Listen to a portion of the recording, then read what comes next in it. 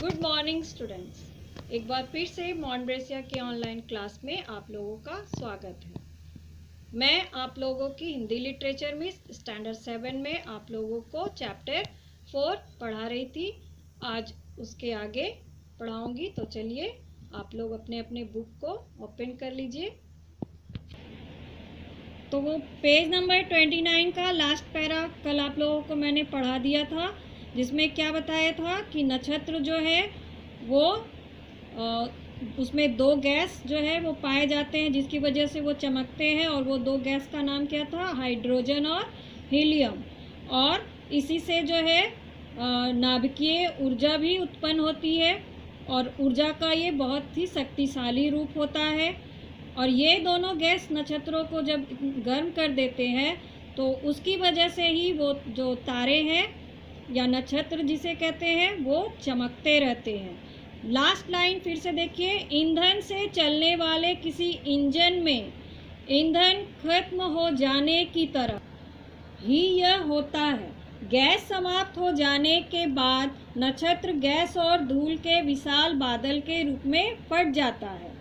सूर्य ही पृथ्वी के निकट स्थित सबसे बड़ा नक्षत्र है, इसलिए यह पृथ्वी से सबसे बड़े आकार के पिंड के समान दिखाई देता है। आकाश गंगा में ऐसे करोड़ों नक्षत्र हमसे दूर होने के कारण बस प्रकाश पुंज की तरह तारों के रूप में दिखाई देते हैं। वैज्ञानिकों का अनुमान है कि ऐसे नक्षत्रों की संख्या 200 करोड़ अरब से भी ज़्यादा है।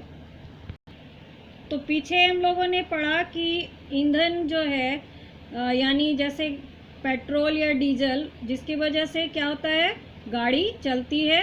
और जब वो ख़त्म हो जाता है गाड़ी में तो क्या होता है, इंजन स्टार्ट नहीं होता, बंद हो जाती है गाड़ी। तो वही चीज़ यहाँ पे भी बताया गया है कि ये जो दोनों गैस हैं और ये दोनों गैस जब आपस में मिलकर चमक पैदा करते हैं और तारों में जब ये समाप्त हो जाता है तब क्या होता है, नक्षत्र गैस और धूल के विशाल बादल के रूप में फट जाता है। और यानी कि तारे आप लोग जिस तरह से टूटते हुए देखते हैं ना, उसी को कहा गया है कि उस समय जब उसका सारा ईंधन समाप्त हो जाता है तो वो तारे टूटते हुए हमें दिखाई पड़ते हैं।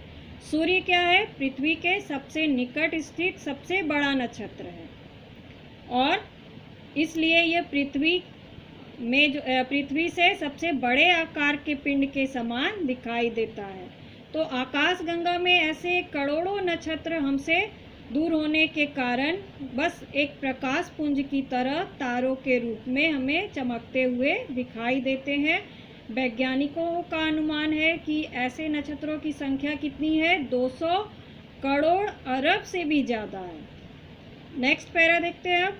इन नक्षत्रों के आकार भिन्न भिन्न होते हैं। हाइड्रोजन एवं हीलियम गैसों के जलने की मात्रा के अनुसार इनके रंग और चमक में भी अंतर दिखाई देता है। तो आप लोगों ने देखा है ना कि तारों में भी जो चमक होती है वो अलग अलग तरह की होती है। कुछ तारे अधिक चमकते हैं, कुछ हल्के पीले दिखाई देते हैं। तो उसका कारण जो है हाइड्रोजन और हीलियम गैस ही है।